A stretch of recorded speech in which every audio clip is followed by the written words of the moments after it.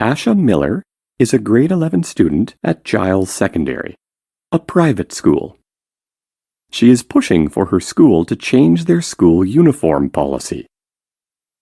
Asha has recently started a petition protesting the school's mandatory attire. Her cause has attracted a large number of supporters within the student body and also from some parents and school staff.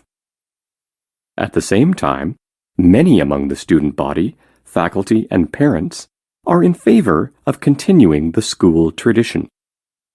The debate about whether or not students should wear a uniform to school or not is quite common in Canadian private schools.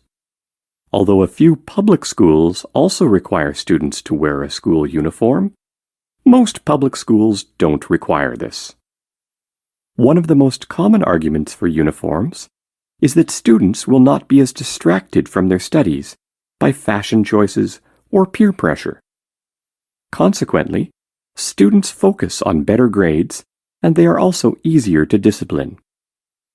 Uniforms are also thought to play a role in creating a sense of belonging and school culture that is important for cooperation and unity.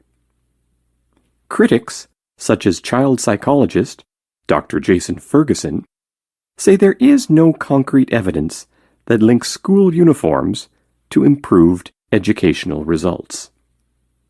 In fact, academic performance scores in schools that adopt uniforms and those that do not often average the same. Moreover, dissenters point out that students required to wear uniforms typically manage to fight the rules and individualize their uniforms by wearing unique shoes or accessories. But perhaps the most damaging argument against uniforms is that they can discriminate against certain religions or cultures. The school's administration advocates that there is a middle ground. Uniforms can work with students' diverse cultural needs if the school authorities consult parents about what is acceptable.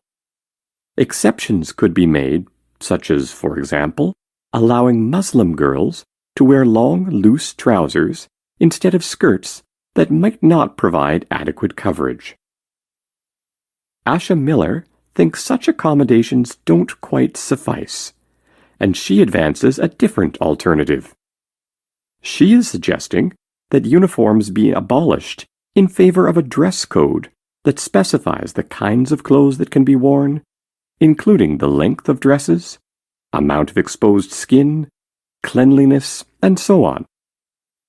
She argues this solution would address the concerns of all parties.